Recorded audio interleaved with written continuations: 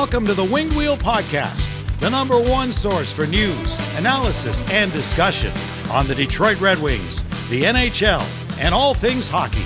Here are your hosts, Ryan Hanna, Brad Crisco, and Evan Lopsinger.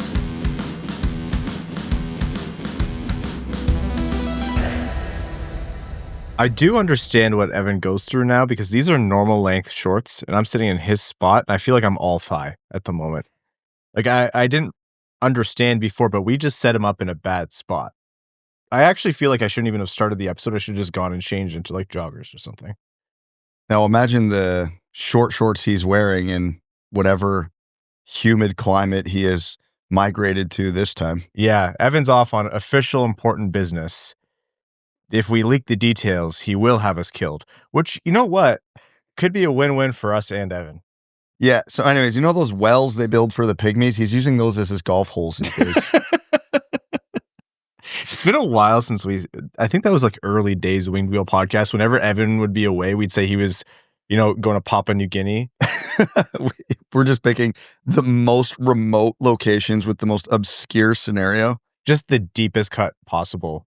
Every episode. That's our 10th anniversary tradition. Just how deep of a Winged Wheel podcast lore cut can we make? Anyhow, it's just Brad, myself, no Evan this episode on the Winged Wheel podcast. So apologies in advance, but for the YouTube viewers, I am apparently filling in the thigh gap, intentional.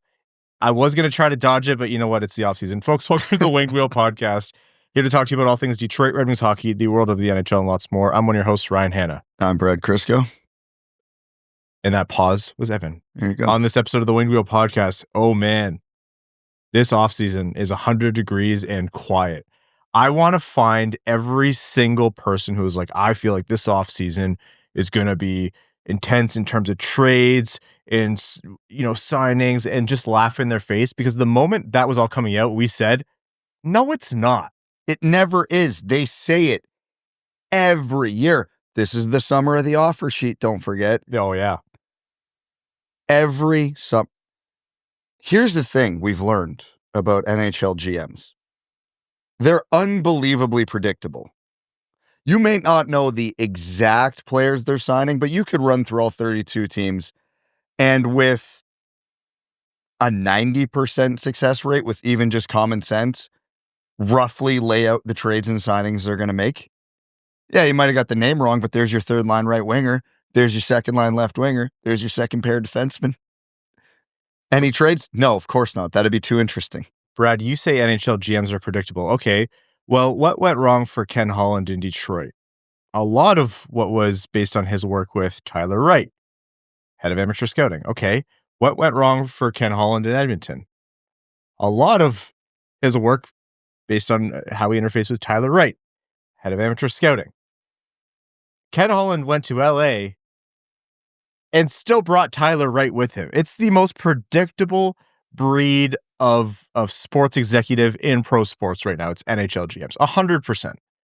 You repeat things ad nauseum, and I know people roll their eyes. That's one that I could not try to roll my eyes at you about. It's so funny how they do that time and time again. Also, a little tidbit on the Tyler Wright thing. I love when they announced that. He was with them pretty much the moment he went over too.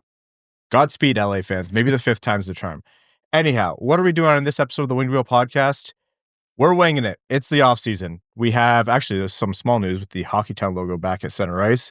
And then we're going to get into, we use these little lulls for predictions and what ifs and what have yous. And we'll do point predictions and, player-specific projections and things like that. Because while there's no news, now's the time to speculate. Before we get into all that, the Winged Wheel podcast is primarily brought to you by our Patreon supporters, patreon.com/Winged Wheel podcast. If you want to support the show, you get access to our bonus overtime episodes and our bonus off-season episodes. We do have some in the bank for you to catch up on previous weeks and this upcoming week. Evan being away unexpectedly just threw a little bit of a wrench in our plans, but they are coming, not to fret. You also get access to our Patreon exclusive Discord, and you're automatically entered into all of our giveaways. We give away 2 tickets to every Detroit Red Wings home game. The vast majority, if not all, going directly to our Patreon supporters. Also, to our longest standing patrons of a certain tier, thank you to Mel, the podcast manager, for figuring all this out. You are being sent or have been sent a form to get either this Dub Club Patreon exclusive hat or the hoodie as well. And those will be for sale exclusively for patrons as well. So again, a ton of benefits. Patreon.com/wingedwheelpodcast. The Hockeytown logo back at center ice. The kind of clean, simple look since moving to Little Caesars Arena is no more for right now, at least. So there's two changes. One, it's not just the Hockeytown logo over top the Red Wings logo. Underneath it is the Centennial logo, which we love. We're going to get some Centennial gear up in the studio soon. What do you think? Do you think the Hockeytown logo should be back, or are you one of the people who are saying you only bring Hockeytown back once they make the playoffs again? I don't think it has anything to do with the playoffs for me. I think with this Centennial season being so special, I would have preferred that logo just had its year. And then next year, playoffs or not, Hockeytown logo comes back. Because I am a Hockeytown logo guy. Yeah. Hockeytown should be at center ice, playoffs or not. The Hockeytown thing isn't a Red Wings moniker. That is a nod to the fans, to the city of Detroit. The organization itself isn't Hockeytown. The Red Wings community, the city of Detroit, the state of Michigan, that's what Hockeytown is. So I like having that nod there. Am I okay with them putting that over the Centennial logo? Of course. I'd rather Hockeytown back forever than never at all.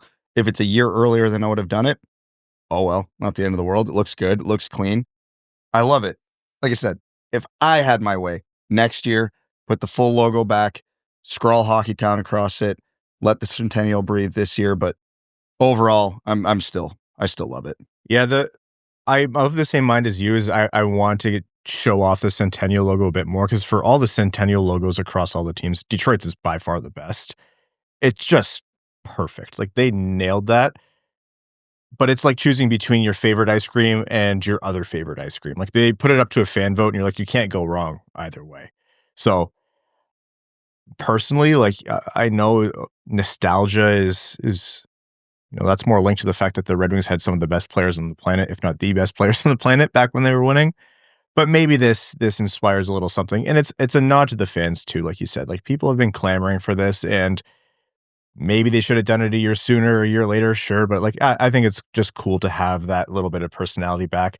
Also, like, when you came into the LCA, really great space, but then you think of what changed based on what people were expecting and then what actually happened.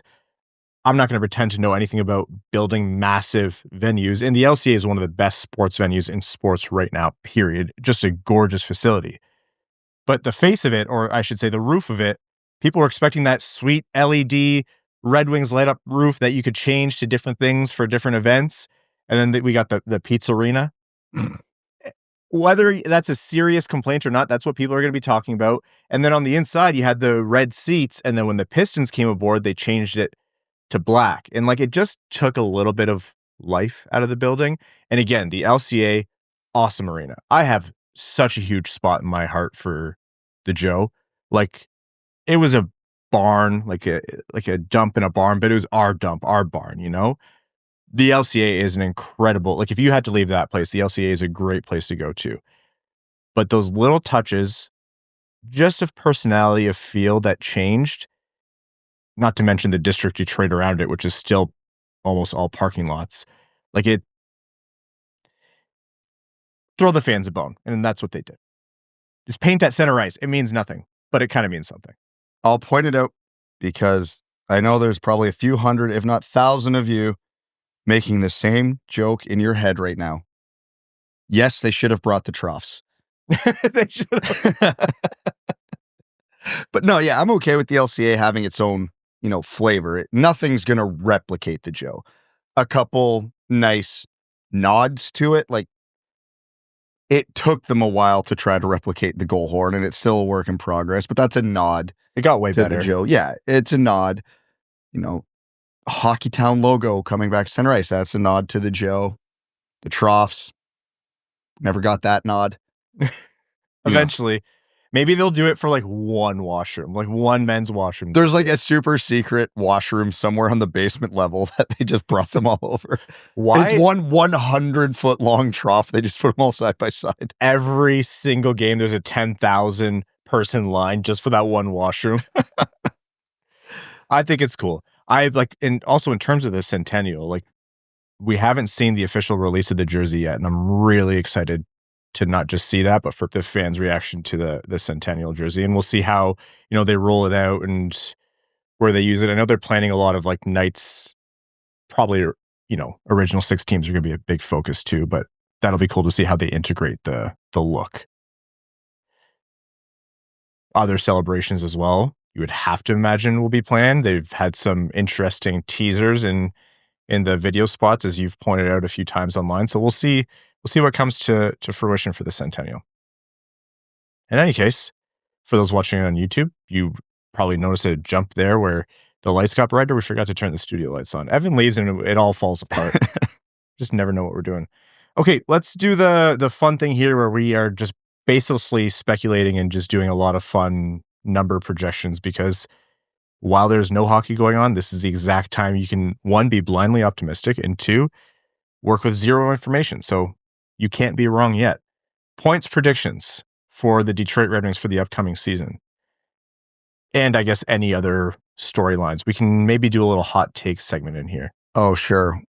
Evan doesn't show up to the episode. You're planning on us getting yelled at. Oh, yeah. Evan, what's your points prediction? Oh, somewhere between 72 and 106. I think you guys made a lot of good points. And I could see Brad's prediction of 85 and Ryan's prediction of 92 both being good. So I guess it just depends on how many points the guy gets.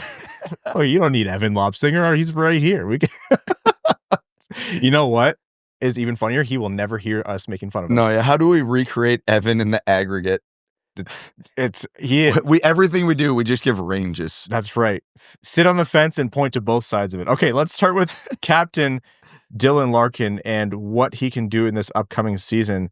Last year, he played a full 82 compared to the 68 games the season prior, but even that full 82 kind of felt like the 68 game season because he played a lot of them hurt after the Four Nations face-off. This year's an Olympic year. Last year, 30 goals, 40 assists, 70 points. Does he hit that point per game benchmark we've been saying he could be for a long time? Or is the kind of end of season, February, March injury bound to happen, especially with it being an Olympic year? And, whether he's at the top of the Team USA projected rosters by some people or not, we saw he is going to be an important part of that team. Too many warning signs here for me to think any huge uptick in production is likely. Obviously, it's Dylan Larkin. If he plays 82 healthy games, it's going to go up. But it's Dylan Larkin in an Olympic year. He's not going to play 82 healthy games. That's just the reality of it. And you couple that with the not guaranteed but likely regression that power play is going to have. Not by a ton. I still think it's going to be a very good power play. I just don't think it's going to be, top 5 in the NHL again. I think he still hovers around that 70-point mark. So I'll say, just for fun with numbers, 71. 71 points. And I'll say that probably comes around 70 to 75 games. So he has hit 30 goals for 4 straight seasons now, which is no small feat. Probably would be the most underrated or underappreciated 30-goal scorer across the league if you ask non-Red Wings fans to name, perennial 30-goal scorers. Does he hit the same benchmark this year, or is this the year where he falls short of it, or does he ascend to new heights? So branching off the point I was just making about there being warning signs, but he's still Dylan Larkin. He's at an age where, at least for the next few years, he probably is what he is.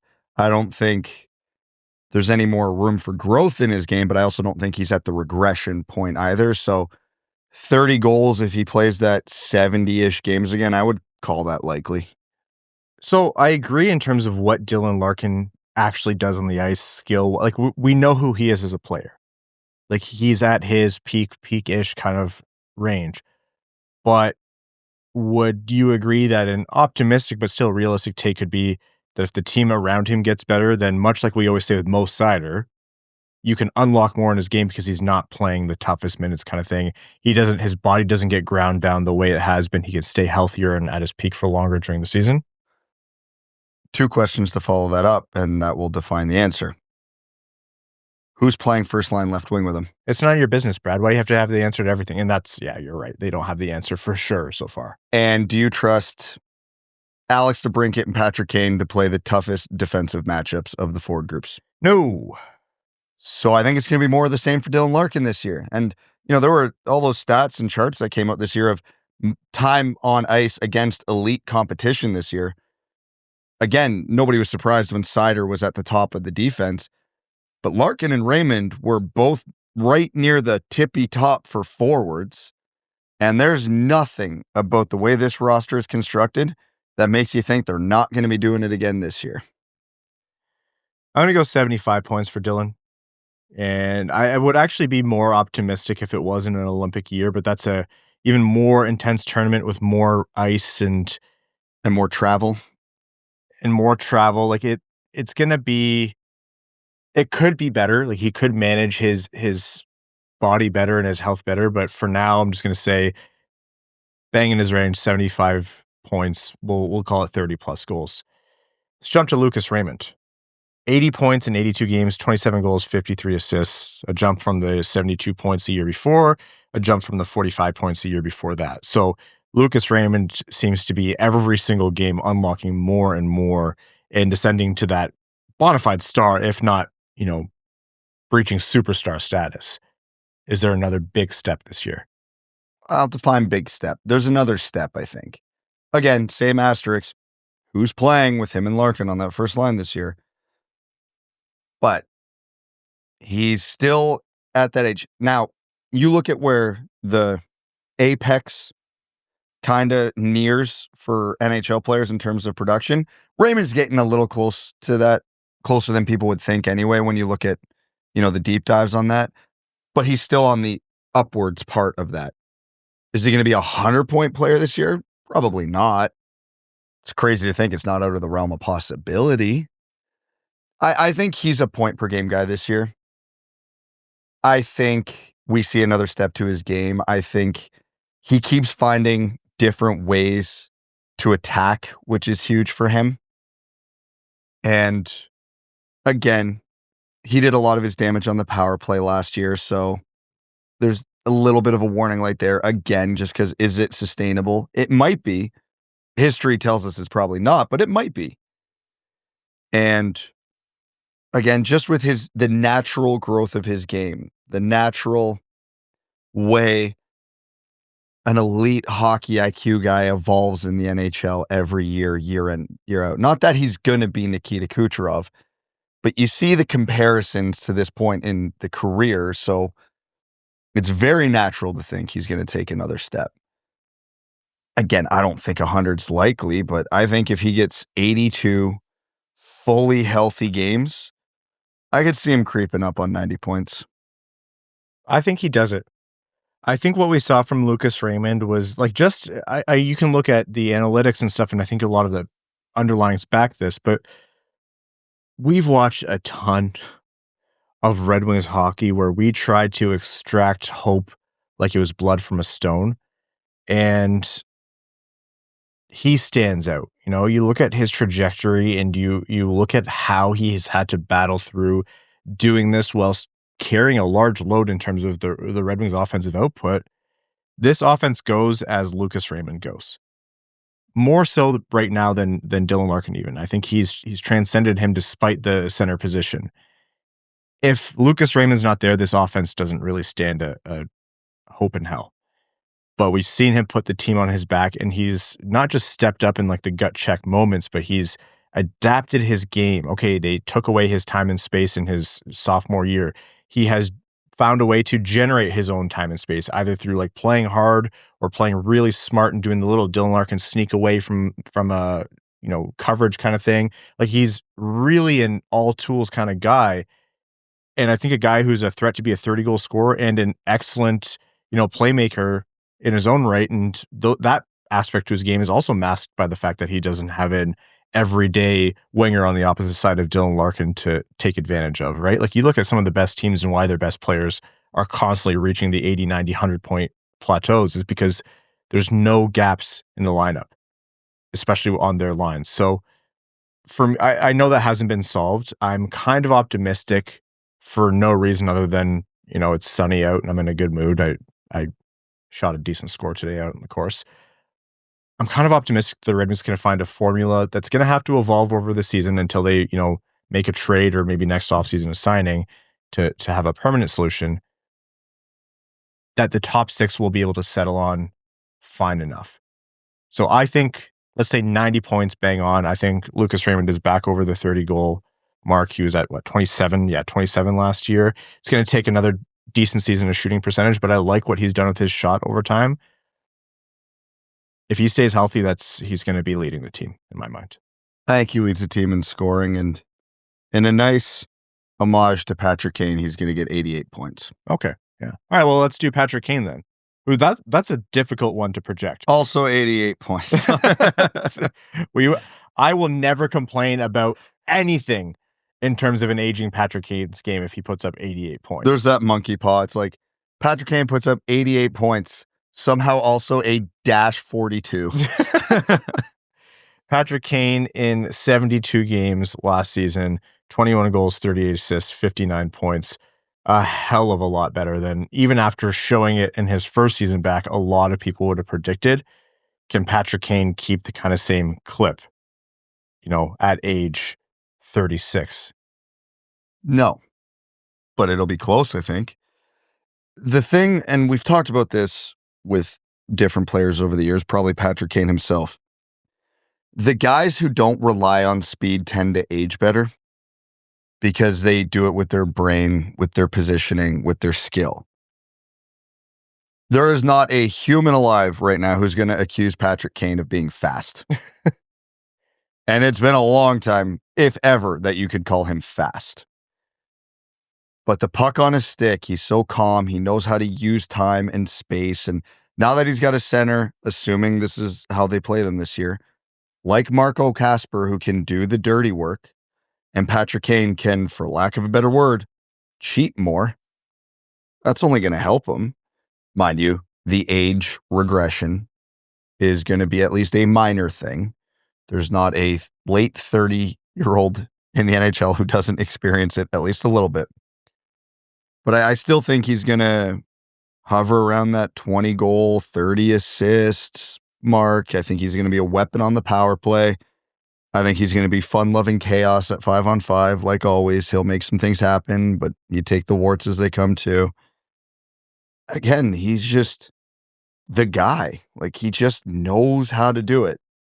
And just to keep this stupid theme I've accidentally fallen into here, I'm going to say, in a nice tribute to Moritz Seider, he hits 53 points. Oh, okay. There you go. Are you going to just do this for the rest? Yeah, wait till I give someone the homage to Marco Kasper. Let me tell you, I think Andrew Copp's got a big season coming. Yeah, with Patrick Kane, it's I'm not sitting here betting against the guy because he's been, outstanding for 2 seasons now in ways that people wouldn't have expected someone at his age and with his hip procedures to be able to be. But he's shown what he is for the Red Wings, and it sounds crazy to say, it doesn't feel unsustainable because you already know, like you said, what the drawbacks are. You know where the holes are in his game, but the Red Wings have designed around that. The ideal setup for them is that they have Marco Kasper bolt on that second line because that makes that line work, and they can find someone else to be on that first line wing. If Kasper has to go up there, then it has to really mean that Copp is back and is clicking with that line, kind of like he was before he was hurt. And that's not the worst solution. Maybe something in terms of Danielson or Mazur shakes things up in terms of the forward slotting. We'll see. But with Kasper doing so much of the work on that line, with DeBrincat and Kane's chemistry clicking so much, and I mean, Kane's the guy on the power play. He's not a shooter, but he even had a few moments on the power play last season where, like, from downtown, a random shot would go in. Can you rely on that? No, not all the time, but he's shown that he will do that with time and space now. Like, DeBrincat will find him, Raymond will find him, and he'll hit the open net. He's still Patrick Kane, right? So I could see him hanging on to that 50-point mark. I think just to be, not overly optimistic, I'll call it 49.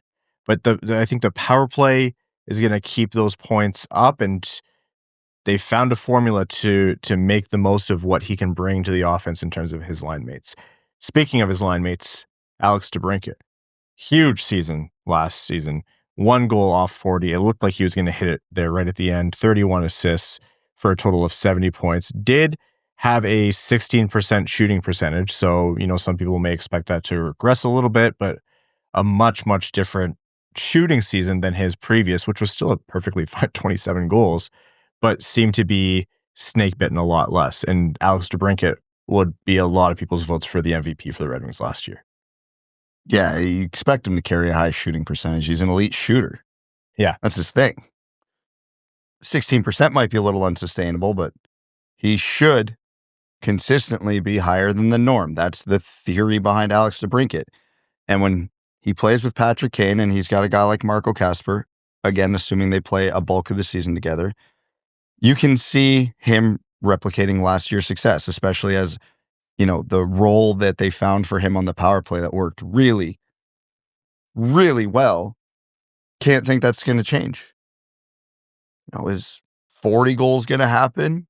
Maybe, maybe not. Some regression?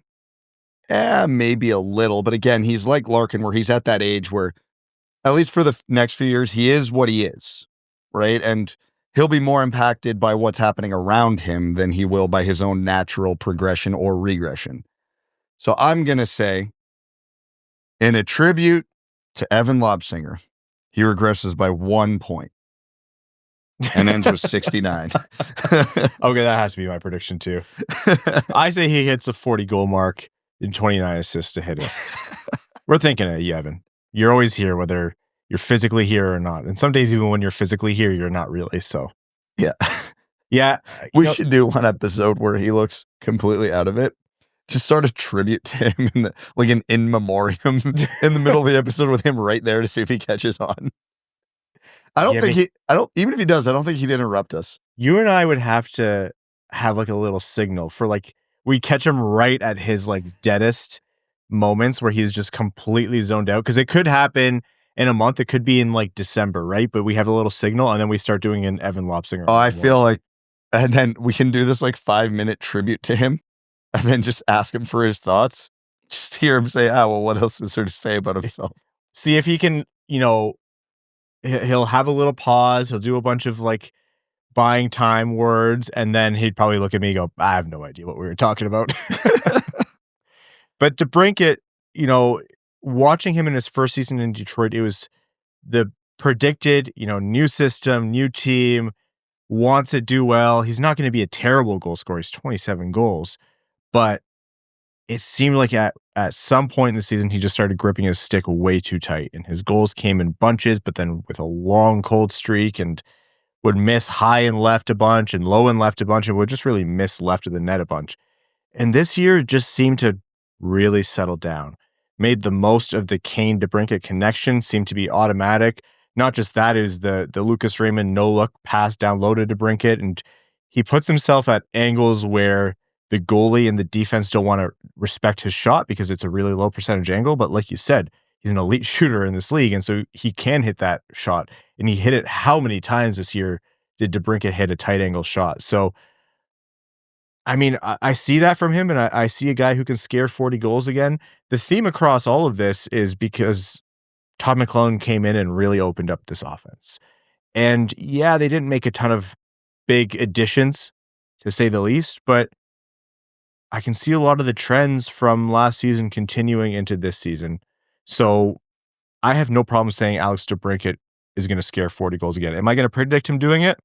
Hell yeah, why not? It's the offseason. 40 goals, 29 assists, like I said, 69 points. And I see a guy who's really settled into his game in Hockeytown. Marco Kasper to round out that second line. Now, with Kasper, we talk about him so glowingly because he deserves it. And in his rookie year, came in, played an unexpected 77 games, 19 goals, 18 assists, 37 points, and was the glue on that second line, especially after Andrew Copp went out. How big is a jump for Marco Kasper this year, or does a sophomore slump hit harder than people are anticipating? It depends what they're doing with him. I'm assuming second line between DeBrincat and Kane for a majority of the games. Like you said, if Andrew Copp's playing well, they might throw Andrew Copp up to first line left wing. They might throw him second line center and move Kasper up there. And I think on first line left wing, offensively, his numbers will be a lot higher. I think with the extra workload that comes with him at center, that not that would drop his point totals off a ton, but it would drop them a little bit. You know, the way Marco Kasper plays and his work ethic and his work rate and the way he produces doesn't strike me as a guy who's going to hit a sophomore slump, at least not to any significant degree. And he's so young. He's at the like rapid ascension age where like every year you're expecting, you know, a decent step, you know, and again, when you talk about sophomore slumps, like you can almost look at his last season in two halves. Offensively, he wasn't a factor the first half of the season. And then second half when McLellan got there, he took off. And if you look, I can say with all confidence, he's going to put up a better point production rate than the first half of last year. I can say with a lot of confidence, he's probably going to put up a worse per game rate than he did in the second half of last season. But that still equals out to a better total than what he had over the course of last season. I think there's a reality, not calling it likely, I think there's a reality he breaks 60 points. I'm going to say the most likely outcome, just because he's not going to get first power play minutes and they're going to lean on that unit so heavily, that in a tribute to Jonatan Berggren, he's going to hit 48 points. There you go. Evan would suck at this game. How long before he wouldn't be able to remember? He can see jersey numbers and remember the guys, but thinking of the jersey numbers feels like the exact kind of recall thing that would trip him up. Although Evan is weirdly good at faces. Like faces, and not just players. Remember, like execs, like he knew. He knew everybody. When we were at the showcase, he was like, "Isn't that Kevin Cheveldayoff?" I'm like, "How am I? You know, what do you want me to say to that, Evan? How am I supposed to know what Kevin Cheveldayoff looks like in a crowd of Kevin Cheveldayoffs? Kevin's Cheveldayoff, I'll say. He knows. Marco Kasper. I still think, I think it's early to say sophomore slump. And I think so much of what he's able to do offensively just comes from, in honor of Evan, meat and potatoes kind of game, real lunch pail kind of guy, and can score in different ways and can contribute in different ways. The guy has skill. The guy has real offense. It's not just banging in goals off more talented players' rebounds kind of thing. He can distribute the puck. He can fire it home. He can make a move, but he also knows how to get to the hard areas and where to position himself. And he's like a little wrecking ball out there. And I shouldn't even say little. He is a wrecking ball out there and wins puck battles. And when you have Kane and DeBrincat, you are not lacking offensive help. And so you're going to get the assists. You're going to get the opportunities to be found in space. He's not going to get, ton of power play time, or at least not any top power play time, but he's going to get the opportunity to contribute offensively, especially if he sticks on that second line. And you have to imagine if Marco Kasper's not on the second line, it's because he's been moved to first line wing kind of thing. I see another jump. I think you're about the right range. I would not be surprised if he clears 50 points, but I'll call it 45 points for Marco Kasper this season. Now, we're not going to do every Red Wings forward, but we'll kind of do some of the more notable ones and just overall, is this guy going to get better, have a worse season? But we're only going to do the notable ones? Okay, so we're moving on to the defense now then? No, hold on. Elmer Soderblom may be first line left wing to start the season. So we're going to do big Elmer Soderblom, who, talk about guys who came in and changed their narrative for their careers last season. Elmer Soderblom is at the forefront of that. Can the big man take another step, and can he stick at all in the top six for Detroit? Last season was able to put up in 26 games, 4 goals, 7 assists, 11 points, but looked good while doing it. Where's he playing? Like, on the top line, I'm going to give him a Henrik Zetterberg tribute. On the third line, I'm giving him a Mike Green tribute. Like, there's a big difference between where he's going to, play. I think he's going to be more of a goal scorer than a playmaker. I think if he plays a full 82, we're probably talking in the 15 to 20 range.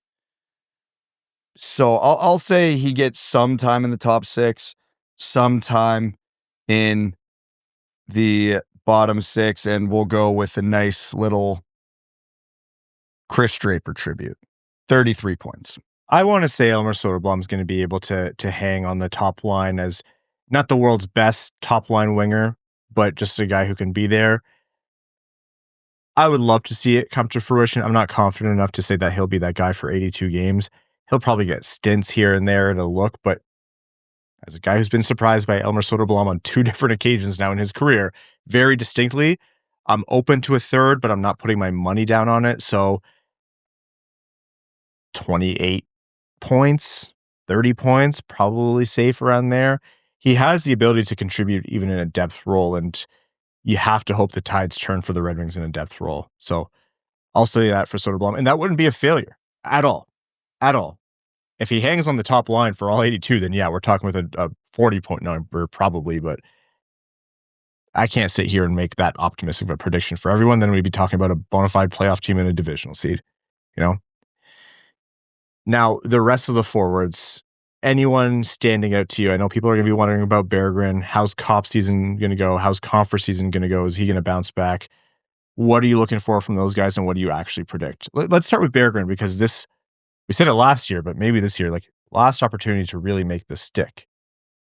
My prediction is he doesn't finish the year with the Red Wings, so the point total doesn't matter. That's my actual prediction. Yeah, I feel like when one of the rookies establishes themselves, Danielson, Mazur, whoever, it's going to be at his expense. He is kind of not round hole, square peg type vibe with where he's going to have to play in the lineup, as much as I like the guy. 12 goals, 12 assists, 24 points. So he's doing something down there. Yeah, I like the guy, but like you can tell the way McLellan plays, the way Yzerman builds the team, this is not the type of player they want in the bottom 6. And that's not a knock on Jonatan Berggren. That's just a commentary on the way the Red Wings build hockey teams. I would love to see him get a run on the top line just to see if he takes that step this year, but he's almost 25 years old. Like the amount of progression we can... He is 25 years old. And so there you go. He is 25 years old. So the amount of progression we can expect at this point is not dramatic. It's not zero, but it's not a lot. Do you think there's enough in him to be able to work on the parts of his game that don't necessarily take brand new skills, but, playing more reliably 200 feet up and down the ice? Like, be like, hey, we don't need you to be Marco Kasper, but we can't have you be Daniel Sprong. Do you think you can? I actually don't mind Jonatan Berggren's 200-foot work rate.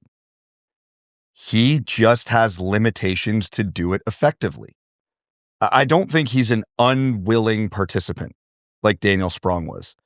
He genuinely goes into battles. You can see him track well on the back check. It's just most of those battles and those back checks he gets involved in, he doesn't win. Because how can he? He's 4'2", 97 pounds. Like he's actually like a shade under 6 feet, 197 is what he's listed at. But he's bull. He's not. You stood next to him in the room. You know that's not true. He's not strong on his skates. And if he can build that base, like that strength, that would go such a long way for him. Yeah. Like, hey, don't even think about anyone else this offseason other than Marty St. Louis. It just become Marty St. Louis. Don't even put a picture up of Marty St. Louis on your wall. Put up a picture of his quads. Just his quads. Imagine Marty St. Louis sitting in Evan's spot on the couch. The all quads episode. We all just wear sweatpants. We don't even want to be seen. Yeah, but like getting back to the point, Berggren is a smart hockey player. He's a skilled hockey player, but he's not fast in terms of pace of play or skating speed, and he doesn't play strong. That is a hard set of limitations to overcome in the bottom 6. Not impossible, but unlikely. First man out in a lot of people's mind, but I'll tell you, like, if he's clicking offensively, if he acquits himself well in training camp and preseason, then he's decidedly not the first man out. I'll say that because a version of Jonatan Berggren that's working well has a very important use on this team, which is bringing serviceable offense from your depth, which stymied the Red Wings last season. Everything fell to their top six, and their offense was abysmal, especially 5-on-5 because of that. So, I mean, I agree with you, just the way the NHL goes and the fact that he's in his mid-20s, he still has so many years of his athletic and performance prime left, but they need to get him to do something that doesn't commonly happen to someone in this part of their trajectory. You don't want to call his type of player a dime a dozen. I don't want to trivialize what he can bring to the offense, but I've seen plenty of very talented offensive players who just can't hang and deploy and apply their offensive ability, I should say, effectively for 82 games. That's the hard part. Like, just a nickel for every time we say this phrase, I know. But I would love to be surprised. And I think he has it in him. I don't think it takes a miracle. I just think it takes a little bit of a deviation from the norm. It's going to take some coaches' trust, the right line mates, and some progression from his limitations. Otherwise, trade fodder. Yep. And I think that's the more likely path. James Van Riemsdyk, a lot of people will be saying is a guy who might factor into that top. Well, I think there's going to be arguments internally in the Red Wings, JVR versus Berggren versus Soderblom. One of them is going to have to go up to the top line. I got to think the way they've been talking about Appleton, that they're going to build a true checking line, whether that's Copp, Compher, Rasmussen, or whoever.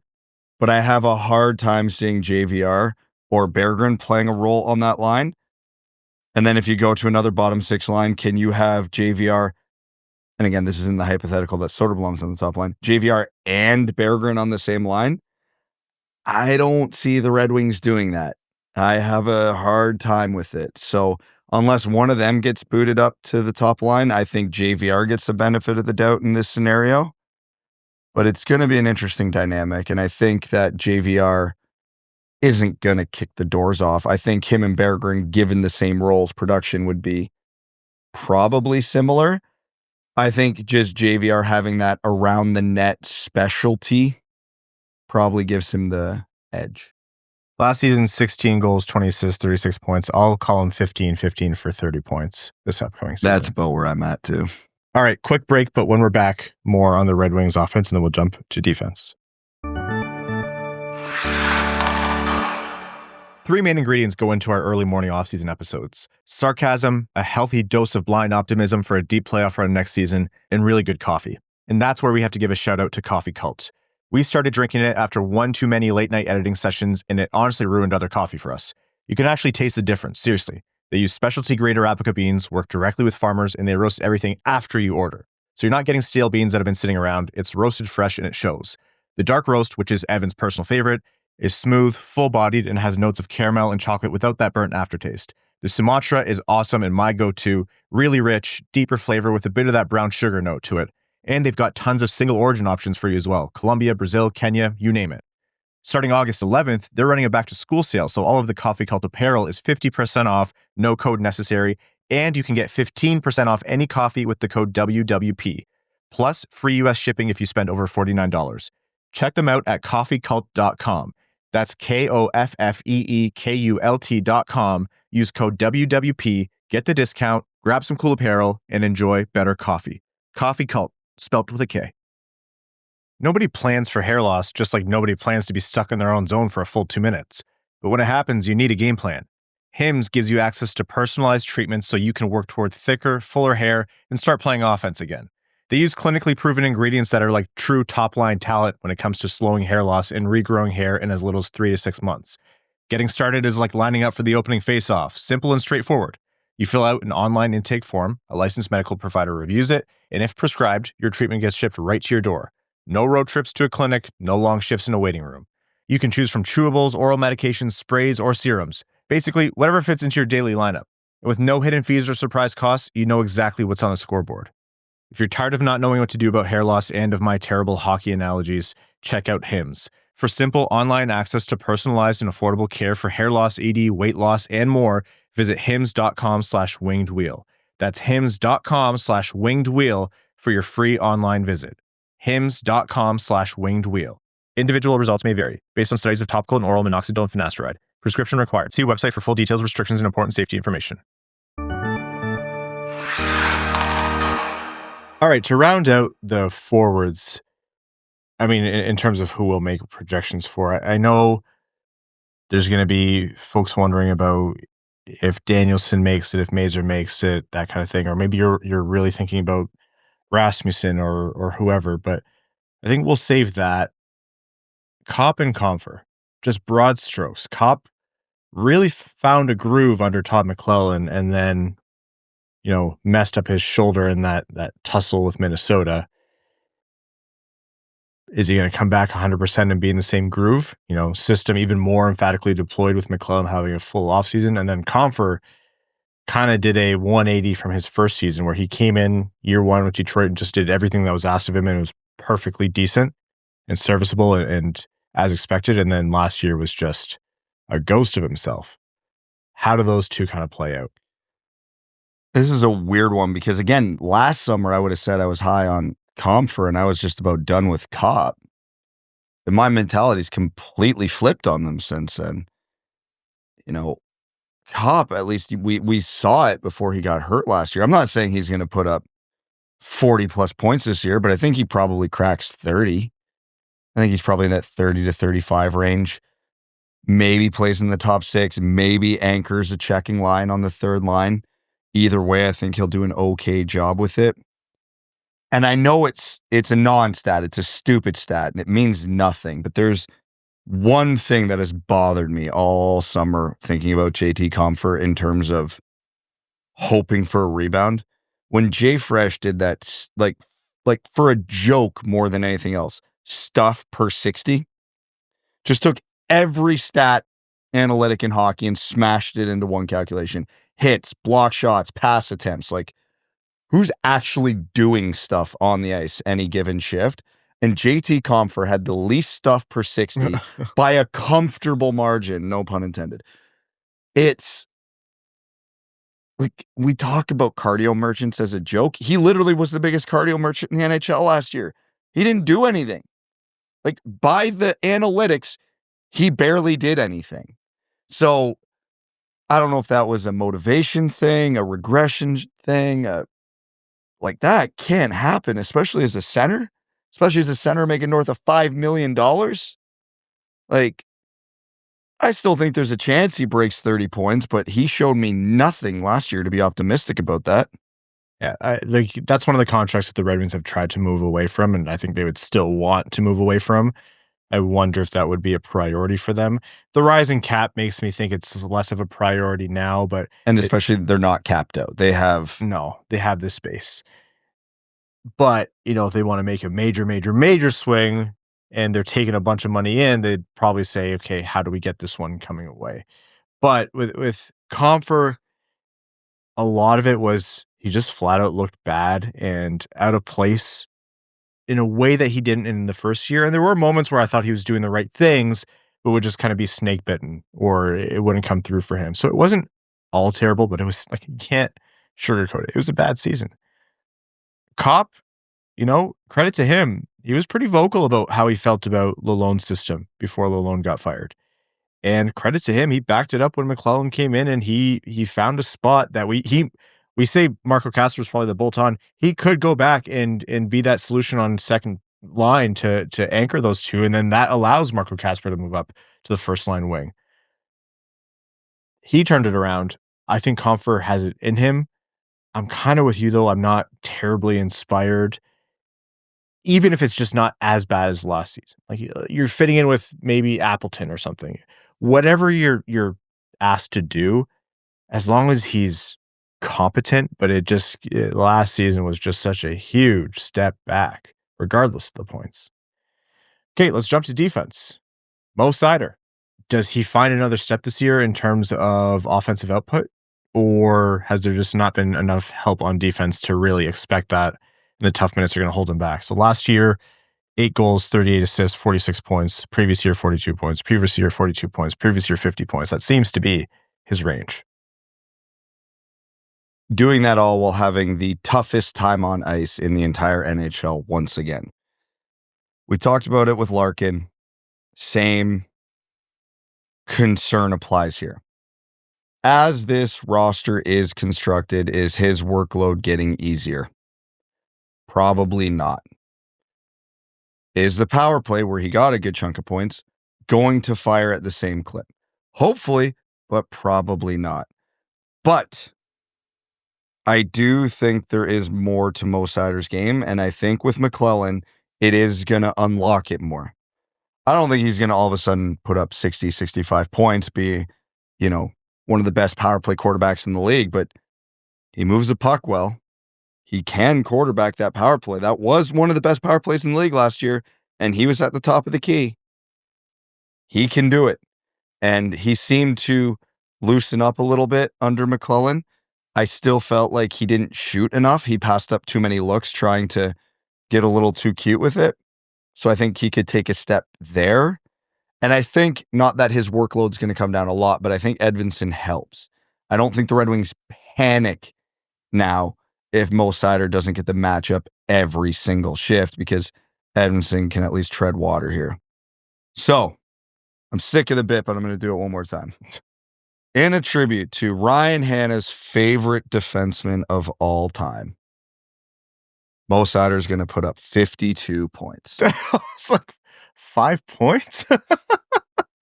52 points. Jonathan Ericsson. Oh, man.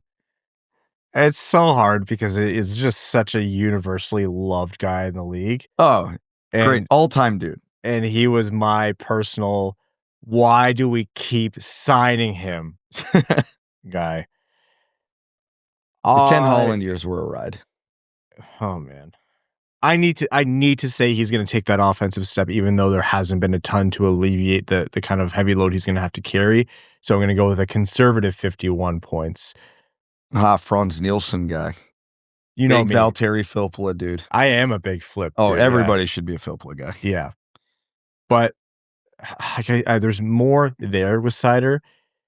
His game is becoming more and more refined. It's just so masked by what he's had to do. It's not like he's been on a linear progression upwards since he's come in. No, he's had his ebbs and flows. But he's a top pair right shot D for the Red Wings, and it's not a question that he's one of the better ones in the league. So in my mind, you need to kind of give him an opportunity to grow, not just in terms of the toughness of the minutes. With no disrespect to Ben Chiarot, a lot of players in his position get to play with better line mates, better D partners, and he just doesn't have that advantage. So I even say 51 points knowing that's optimistic. I think he's a guy who could push 60, but it would take the right conditions to do it. Simon Edvinsson is a more interesting case because he is a guy still fresh in the league. Last season wasn't technically his rookie year, but effectively it was. 78 games, 7 goals, 24 assists, 31 points. Unless he signs an extension this offseason, which we hope he does, it's a contract year for him.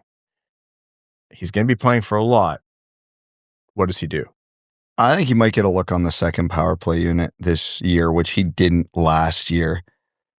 His production, I think, was severely underrated, given that I think every single one of his points came at 5-on-5.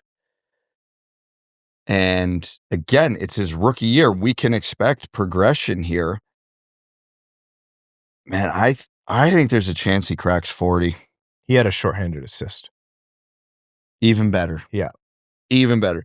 I don't know if he's going to break 40, but I think he's going to flirt with it. I think he's going to be right in that 38, 39, 40, 41 range. Now, if the Red Wings somehow, some way, probably take some voodoo and black magic and some other kind of toss someone in a volcano, they can get the pairings behind a Seider-Edvinsson pair to work, and Edvinsson and Seider can play together.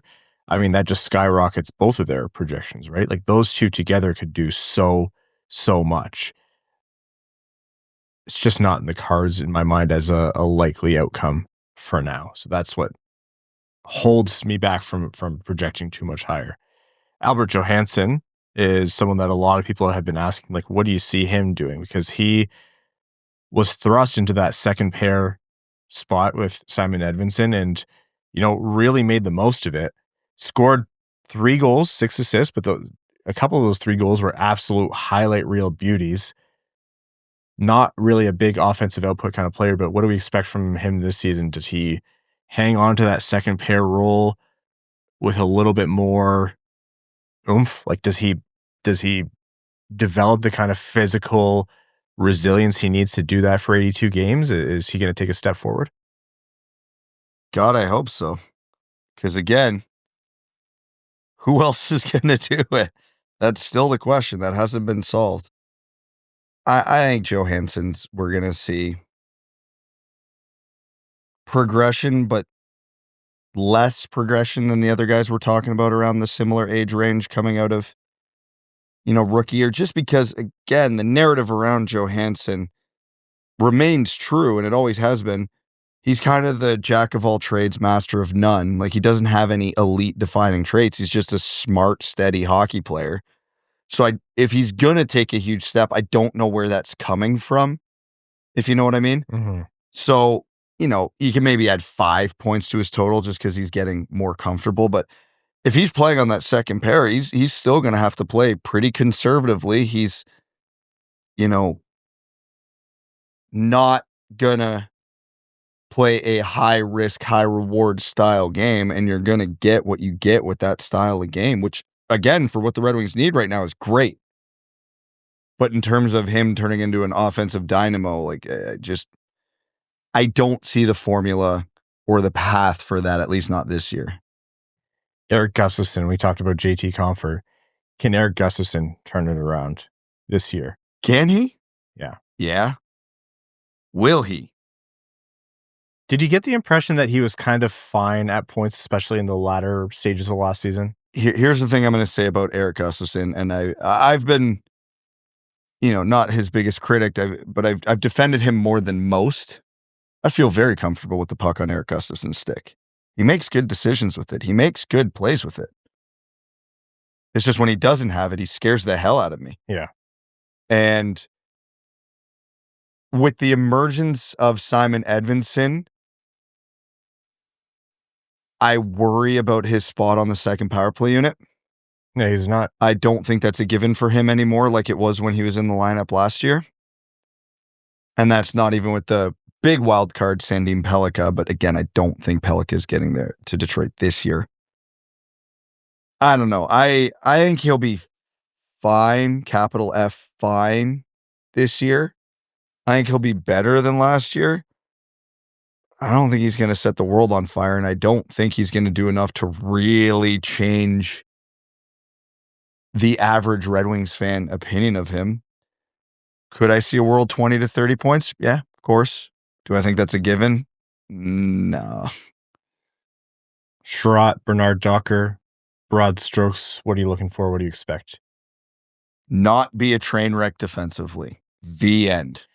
And in net, we'll call it just John Gibson and Cam Talbot. I know folks will be thinking about, if Costa comes up or anything like that, but for the sake of just looking at those two, starting with John Gibson, does he rebound? Does he stay healthy? Does he return to John Gibson of old? Because his numbers were great last season. Yeah, I was going to say, before you said that, I was going to say, can that narrative die?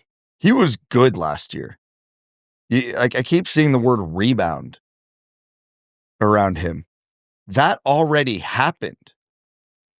The question is, can he do it for more games now?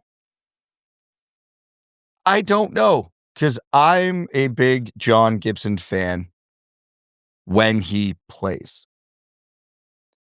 He just doesn't play a lot because of his health. I have full faith in John Gibson if you can get 45 games out of John Gibson, which is not a given. My whole thing with the goaltending as a whole for the Red Wings, just be consistently league average. I don't expect a Vezina vote for either of them. I don't expect an all-star game for either of them. Just don't be the storyline in a negative way, which has happened way too many games over the last few years for the Red Wings. Consistently average is an improvement. 9/11 save percentage last season for Gibson. If he can come close to that this season, you're laughing if you're Detroit, because that is a hell of an improvement. And Cam Talbot, really kind of petered off in terms of being either the Red Wings savior a lot of games or did more than his part in a game that didn't go the Red Wings' way kind of thing, and was kind of part of the I don't want to call it a collapse, but he faded into obscurity in a bad way and kind of followed the typical Red Wings goaltending narrative throughout the season, which is as the season goes on, the goaltending grinds down. He's not the youngest goalie in the league, to say the least, but yeah, if you can get like 49 games out of Gibson and 33 out of Talbot, then that's great. You can probably maximize Talbot more that way too. So Talbot finished with a 900 save percentage last season. I would expect him to be able to finish higher if they can somehow lighten his load. And if they can get Gibson to anywhere close to the 911 he posted, then it's a net improvement for the Red Wings.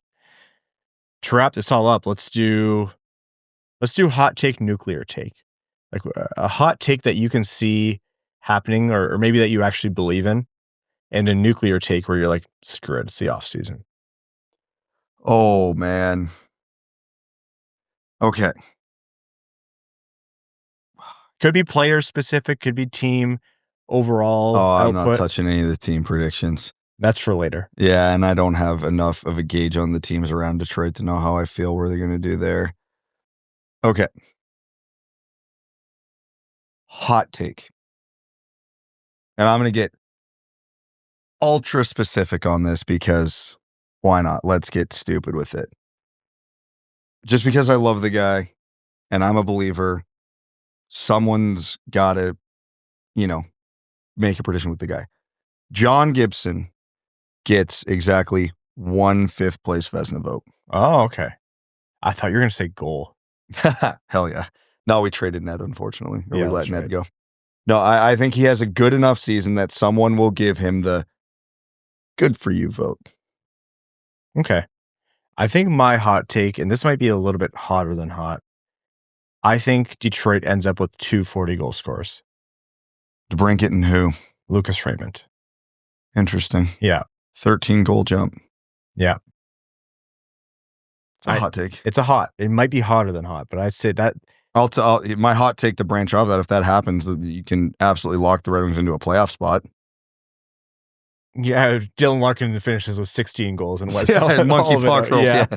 Yeah. Nuclear take. I don't even know if it's a nuclear take to us, but it would be a nuclear take to people outside of the Red Wings sphere. Seider finishes 3rd in the Norris race.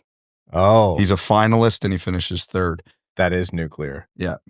That's probably Seider pushing 60 points. That's the thing, because I predict he's going to get over 50 points. I think if the Red Wings are anywhere near good, contending for a playoff spot, he breaks 50 points. He's playing the toughest minutes, and he has a full season of looking good while doing it. I think there's enough recognition around the league now of what he's doing in the role he's doing that people will go, oh, that's not normal. Nobody else in the league, because as sick as Makar and Hughes and all these other guys are, they're not getting the matchups and the minutes at Seider's. The only one that's close was Werenski. So if Werenski doesn't duplicate what he did last year, Seider could be the guy who comes in and takes up that same storyline. I could see it. Especially, here's the thing. If the Red Wings make the playoffs, I wouldn't even call that a nuclear take. I would call that a hot take. If you can guarantee me the Red Wings are going to make the playoffs, I will bet Seider's getting Norris talk. Oh, my nuclear take. I'm on a few different veins and I have absolutely no fundamental belief in any of it, but I'm like, yeah, why not? Let's go crazy. I've done this one in the past of there's going to be a major award winner. And I'm not counting. Wow, I said Moritz Seider was going to be a finalist. You're going to go to win? Yeah. My brain keeps going to Dylan Larkin Selke, but that would take, a last third of a season, Dylan Larkin that matches his first 2/3, which we haven't really seen. Could mean okay. Major award. You could have your nuclear take could branch off of my hot take. If John Gibson has a huge year, that could be, forget Vezina, that could be Masterton talk. I'm not counting that in the Okay, major fair awards. enough, Yeah, because yeah. I think that would be like the comeback story, right? Yeah. Let's say for the nuclear take, Edvinsson on the top pair and a rookie joining the top 6, like bona fide, like those are the guys by the end of the season. I don't mean just for a couple games to end the year. I mean for the last like 30 games or whatever, like a Danielson or a Mazer or someone is fitting in that top 6, and Edvinsson and Seider are playing together on the top pair, and it's working. Like it makes sense to do. A lot will have to change for that to make sense. That's why we call it nuclear. Yeah. Yeah, it's the beauty of the offseason is that you can point to any of those predictions and be like, those are way too safe. Those are absolutely ridiculous. Yeah, well, till they hit the ice. 1 hour of being absolutely correct about nothing.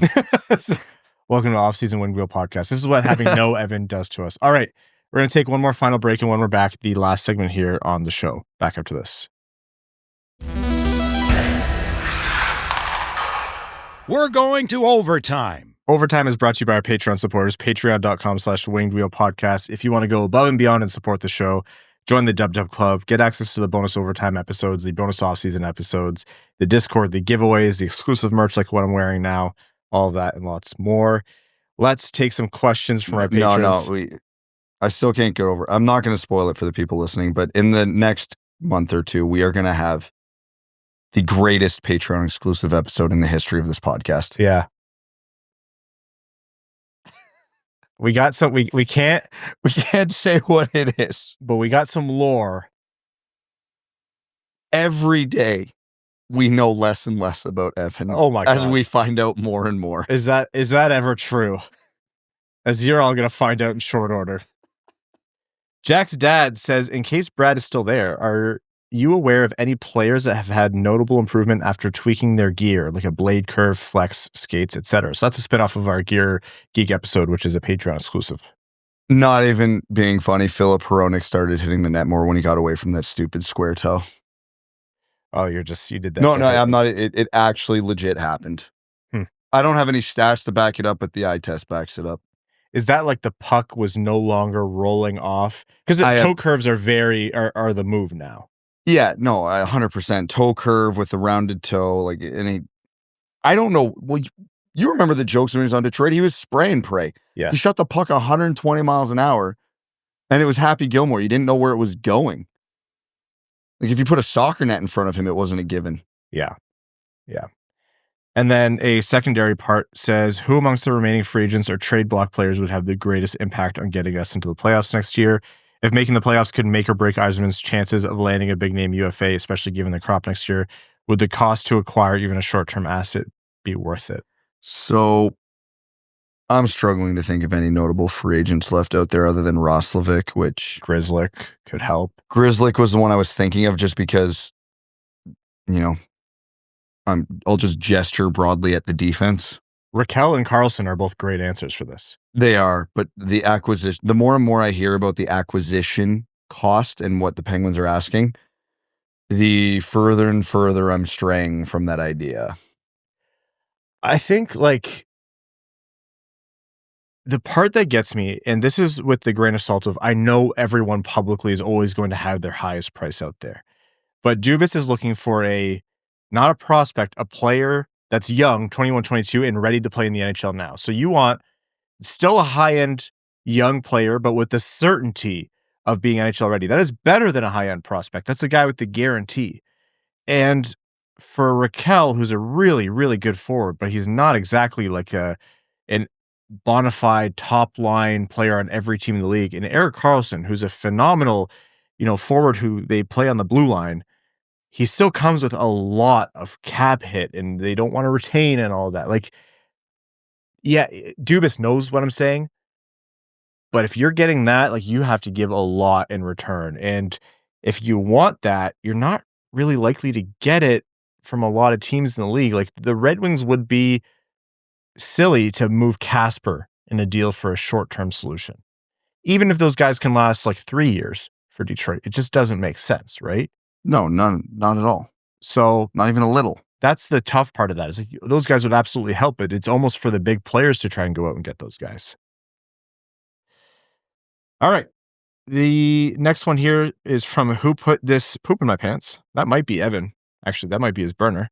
Says, you guys have said that Yzerman has a reputation around the league as a tough negotiator. To what extent, if any, do you think his reputation as a contract grinder hurts the team's free agency recruiting? Thank you guys for another great week of content. The pod is always welcome and appreciated. Break. I don't think he's that much of a contract grinder with unrestricted free agents, though. He is overpaid for a lot of guys.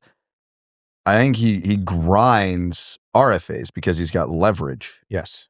I think UFAs, he's a little more, please just come here, like realistically, because he doesn't have the luxury to be a grinder in UFA negotiations because the Red Wings aren't a destination right now. He's more of, he would be taking the approach more of a salesman. Here's why you should come here. Here's my offer. Look at this great arena. Look at this tradition. And then and if the player goes, I'm interested, he's not a bit like, all right, and here's why you're going to take $1 million less than your market value. Sit down and buckle up. It doesn't work that way. Yeah, I think you're exactly right. He uses his leverage.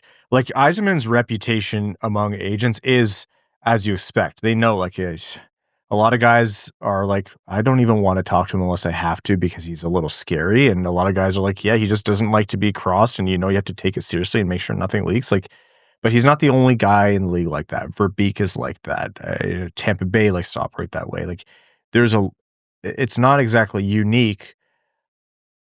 And I think you're exactly right. Like, in unrestricted free agency where he doesn't have leverage, he has ponied up what the market calls for to come to a worse team that's not winning. More term, more money. And with his guys that he has leverage, he uses it. So I don't think this isn't the Mike Babcock is scaring players away from coming to Detroit kind of thing. The Dandyman Can says, I saw articles claiming Verbeek wants ASP for McTavish. That's a no-go for me, but how much would Anaheim have to add before you give them ASP? Next year's first, another pick after that. I almost view ASP as untouchable, but I would move on from him plus some for a true superstar. So where's your tipping point? That's tough. Because value-wise, they shouldn't have to add too much, if at all, right? Because you've got the certainty with McTavish of, okay, he's a 50 to 60 point top 6 young NHL center with grit. That can get you pretty much any prospect in the league. Like, in the NHL as it stands now, the Red Wings would probably have to add on top of ASP to get that trade done. I agree. I'm not doing that trade for where the Red Wings needs lie right now because, for once, it's weird saying this, the Red Wings aren't desperate for a center. If they trade for McTavish right now, he's probably your first-line left winger. Still a need, but you're not trading center value for a winger. You know what I mean? So, to me, it's a non-starter, but in the reality of the NHL, that probably is just a one-for-one swap. Yeah. Yeah. And you just have to decide if it makes sense for you. And to me, for the Red Wings, it doesn't. And you're willing to accept the risk of McTavish already being a guy and ASP not being there yet. And ASP is not a big player, so despite what we know about him and how he plays, that is a physical factor in terms of it's a risk of him not sticking in the NHL from an objective lens. So you'd still do it. Yeah, okay. It's close, man. It's close. I just think, again, where do the Red Wings as an organization long-term needs lie? They have a lot more pressing needs with what ASP does versus what McTavish does. Sean Gagne says, rumors keep coming up with Detroit McTavish. Is there any truth to this? What would a realistic trade package for him look like? So we talked about the trade package. Is there truth to it? Detroit and probably 30 other GMs have asked. But yeah, there's not, like, even if you don't have the information solid from sources, you can confidently say this. But yeah, confidently, like, the Red Wings are interested. And there is a connection between Yzerman and Verbeek. But also remember, like, Verbeek is a competitive guy, too. He's cut from the same cloth as Yzerman. So you have to imagine there's going to be something there where Verbeek's going to want to be the guy who goes out, leaves the Red Wings, and makes his rebuild work first. So yes, they're on good terms and they speak each other's language, Verbeek and Yzerman, but neither one of them is going to give the other a break or a deal here. But they've already made a trade this summer. Yeah, but it's like they went at that one for a long time, Brad. Remember when I first told you when we started? Oh, yeah, no, they have. And then, but injuries with Gibson derailed that more than anything else. So did the high asking price that Anaheim was looking for. That's fair. I think like it's definitely doable. And yeah, Detroit is interested. Evans RBF says, how do you guys feel that the Winter Classic is being held in Miami? Miami? Are you shitting me? What are they going to do? Play in Bermuda shorts and the coaches wear Miami Vice shirts? Hold on. Wait, that's an amazing idea. They should absolutely do that. If the Panthers have Miami Vice themed jerseys, there's a strong chance I'll buy one just for the vibes. And they're a very hateable team. And I can't stand that team, but those jerseys would be elite in all likelihood. Even the palm tree jersey with the baby blue, those are unreal. Unreal jersey. And they've done outdoor games in California, and I don't know how the players feel about it, but I've talked to people who went to those games. They loved it. They said it was an unbelievable experience. You know, anybody who went to the Big House will tell you, unbelievable atmosphere. Froze my ass off. Don't want to do that again. Like, it'll be, I want to make sure we're in the press box if we're doing it again. Yeah, jeez. I tell the story a lot, but I took my dad as a Father's Day gift, and he said, thank you. That was a lot of fun. Please don't get me a Father's Day gift like that again. I was at the one in Buffalo where there was actual like accumulation during the game, which was crazy. Yeah, I like the Winter Classic to be somewhere snowy. It's just like the hockey purist traditionalist to me, but I don't hate them trying new venues. I mean, like stuff that, like technically speaking, didn't work well, like operations wise. Like Lake Tahoe was a disaster. They were toe picking everywhere. They had to delay the game because of the glare on the ice. Scenically, it was gorgeous. It was one of the most beautiful hockey settings I've ever seen in my life. I want them to keep trying stuff like that. Do you care about Winter Classic versus, Stadium Series versus anything else? That's up to you to decide, but I don't mind them doing that. All right. It's the offseason. We're going to wrap up this episode of the Winged Wheel Podcast. Thank you all so very much for tuning in. Thank you for bearing with an Evanless episode. And I mean, I'm excited for our Patreon supporters eventually to be able to hear what we can only imagine will be a fun Patreon exclusive when Evan's back. Patreon.com/WingedWheel Podcast. If you want to join the Dub Club, get the bonus episodes. We have a lot coming your way in the coming weeks. We have some catching up to do, and we have some good content coming. And if you want to support this show, but Patreon's not for you, you can help us out by subscribing wherever you're listening to this or tuning in or watching. YouTube, Spotify, Apple Podcasts, anywhere. Just hit subscribe, leave a rating, a review, the stars, a thumbs up, a like, tell a friend about the show. All those are things that help us quite a bit. And to the sponsors of the Winged Wheel Podcast, we cannot thank you enough. And to our name level supporters on Patreon, thank you, thank you, thank you. Arjun Shankar, Eves Bartels on behalf of the Sarah Grand Foundation, Aikfer, THL Champ, Samuel Soderholm, Icon, Glenn Brabham, Below Average Ball Hockey Goalie, Rain Dano, Alexander Hansen, Sea Lion, Matthew M. Rice, Adam Rose, Adam Suiza, Admiral Matt S. of the Cheesebag Navy, Alex Toger, Anna Sleeman, Asher Killian, August Monk Christensen, brand new name level supporter. Welcome to the Dub Club. Beer League legend, Best James Bond, Bingo Bango, Butts Carlton, Carl Brutin and Analuski, CB55, Chris Black, Citizen High Five, Clip Clop Nene, Connor Scovey, Craig Kibble, Denny's Gamer Girl, Derek Enstam, DJ Denton, Eric Hill, Evan Licking His Balls, Golf Balls, Give Blood Fight, Probert, Grand Rapids Girly, Griffin God Creatives, Hockeytown Matt, Hassam Al-Qassam, Jay Gollum, Jacob Turner, Jeff Pridemore, John Ingalls, Jonathan Miller, Kaylin Wood, Kip Tira Jr., Mark Hernandez, Marty, Matt McKay, Mr. Kuzi, Now I Have to Learn How to Click on a Macintosh, Podgy713, R.A., Roy Donk, Sam Bankson, Slim Smitty Cards, Stephen Ortlieb, That's What I Appreciate About You, William, Wings Fan of Chicago, Eiserplan Stan, Aaron Hudson, General Andy Bohan of the Cheesebag Army, A. Aileron, All Motor No Hands, Angie, brand new name level supporter, Ann Stanislavski, Antonio Gracias, Bellingham Massaballs, Bex, Big Cheese, Brad Simmons, Carl Thames, brand new name level supporter, C.E. Hayes, Commander Ben Barron, the Cheesebag Space Force, Connor Leighton, Corey Prida, Darren Fick, Drop the Puck, Dylan Larkin, Trade Sacrifice, Eric Nance, Evan Beckner, Evans Brown, Pomeranian, Falkness, Frank Stanley, Gene Sullivan, Grepsky, Griffey Boy, Jacob Marsh, James Pridemore, Johnny Page, Jeremiah Dobo, Jim, JM Rhapsody, Josh Yelchin, Kevin McCracken, Quaz, Linda Hall, Lonnie Zone, Lucas Raitman, Matt Keeler, Medium Chungus, Mike Asher, Mitch Minier, Monica Lewin Skibbity, Ophelia, As Good As It Gets, Peter Swanson, Rosie Posey, Roy Mudbutt, Steven, That Other Guy, The Hodag, The Hat 123, Trent Thorough, our good friend Wings fan in St. Louis, Scott, Upernadian, Thank you for joining the Dub Club and your second favorite patron. Thank you all so very much. We'll talk to you next week, unless there's an emergency podcast. Please, Steve, please. Thanks for tuning in to the Winged Wheel Podcast. Be sure to visit wingedwheelpodcast.com, where you'll find links to subscribe to the show on Apple Podcasts, Spotify, YouTube, or wherever you get your podcasts. You'll also find ways to support the show, like Patreon, official podcast merchandise, and more. And don't forget to follow us on X at Winged Wheel Pod, at Ryan Hanna, WWP, at Brad Crisco, and at Hockeytown Evan, as well as Winged Wheel Podcast on Instagram.